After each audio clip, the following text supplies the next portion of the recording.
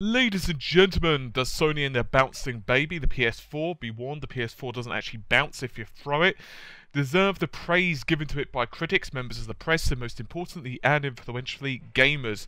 Does the system live up to the frenzy of hype? Just like my Xbox One video, this isn't based on the sales figures of the console, but rather the intentions Sony has had with the designs, the games released, and the current state of the system, and if it's worthy of praise and hype.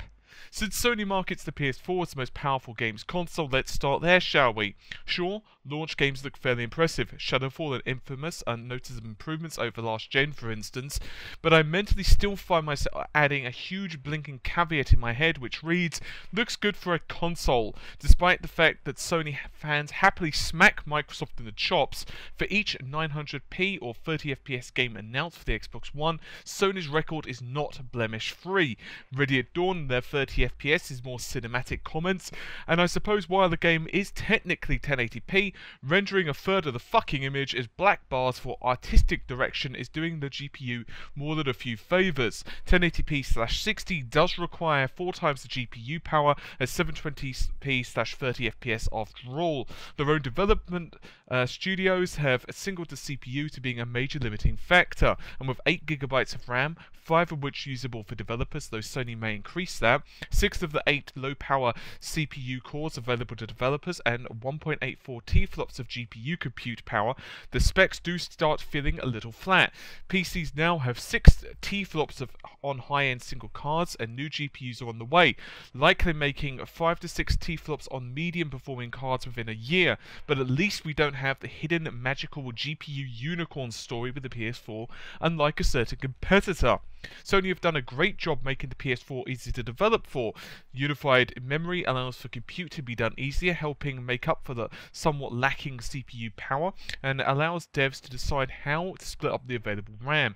The CPU, GPU, API, SDK, and programming and so on are also considerable improvements over the PS3. I'm sure there will be a few self-programmers with PCTD, that's PlayStation Coding Trauma Disorder, but developers have hinted they wanted more. Epic's Samaritan demo ran with 2.5 teraflops when it was first released, and although they'd never admit it, SVOGI, Advanced Lighting Technique, was removed due to this reason. Other developers already said they're running out of RAM or see it happening soon, and my point being, yes, it's a powerful console, but devs and us are still thinking the same conversations internally at 1080p/60fps on many titles. And that's not to say that PC is perfect, it has its own major set of issues, which I'll attack in another rant. So yes, the PS4 is more powerful than the Xbox One, but that's not really saying much, is it?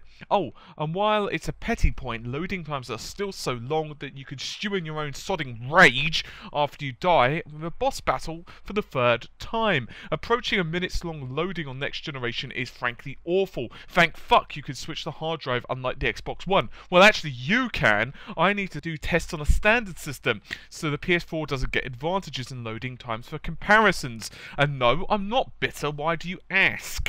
Meanwhile, Sony took advantage of the fact that Microsoft kept screwing itself over, first by developing a machine and placing far too much faith with TV and Connect, screwing over their own specs as a result, then with DRM, then with constant marketing blunders, see their first E3's lack of games as an example for this, and while they're doing better now, under previous Xbox leadership, from an individual who won't be named, so for the sake of anonymity, let's call him Dom Patrick, kept having Xbox stab itself in the eye with a fork. Sony made a whole marketing segment over the fact you could trade discs. Trade a fucking disc. Think about that. Think that we gamers saw it as a victory. Imagine that. Giving Sony points for providing us the privilege of me being able to lend you a physical disc when lending discs to friends, selling them or using them as a sodding frisbee if you so wish, was thought at as the normal. As a standard, we shouldn't celebrate something didn't get worse between generations, particularly when Microsoft and Sony's digital pricing frankly sucks. I should be getting the games cheaper than retail, or at least a complete worst, the same price, not having to pay extra. It costs without discount on basically worst case pricing, about 8 pence per gigabyte of data. If the games were 40 gigabytes. You can't tell me that the data costs are equal to the costs associated with retail and shipping costs. No, of course not. Meanwhile, PlayStation Now prices are frankly ludicrous. Prices are being set between Sony and publishers, and so to say they have freedom over pricing is like calling the tutorial of COD a sandbox. But is yet another reason on why I dislike cloud gaming, renting of services, and so on. Renting a game for a month shouldn't be equal to the price of disc ownership. Don't be mistaken. Sony know they've got the gamers' goodwill and will take advantage if possible. And I also find that if this was happening on an Xbox platform, I get the distinct feeling that the stick raise would be so much worse. Oh, and while I'm complaining over stuff that's gotten worse from one generation to the next, the PlayStation 4's control pad. Its batteries have the stamina of an Energizer Bunny. If the Energizer Bunny had been run over by a car, then set on fire, then reversed over. While I understand some of this is to do with the light bar on the PS4 and VR, I don't understand why it can't be disabled until Project Morpheus is released. But what about if you're playing a game that doesn't have support for it, or you, shock and horror and screams for the audience if you please, don't want VR? That means you're having something sucking away your power without being able to do anything about it. And it's not even in a kinky or sexy way either. Say what you will about the Xbox One, and I do, but at least the control pad doesn't beg you to plug it into the juice quicker than a first generation smartphone. While I've spent the last few minutes complaining over the PS4, understand that I'm fairly happy with it. I've bought the system out of my own money, and it's a good system. In a few years it even might be up there with my favourites such as the Genesis or the original PlayStation. But currently I feel Sony have gotten a lot of mileage from Microsoft scrubs, and that's made them look a lot better than if Microsoft had put out a completely games-focused machine. It's arguable which machine has the better lineup, but currently neither machine is exactly stellar.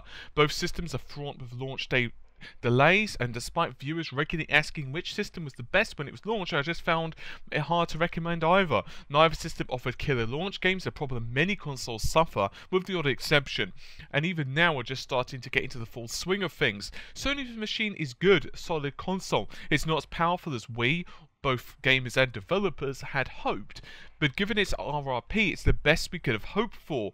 Console reliability is fair.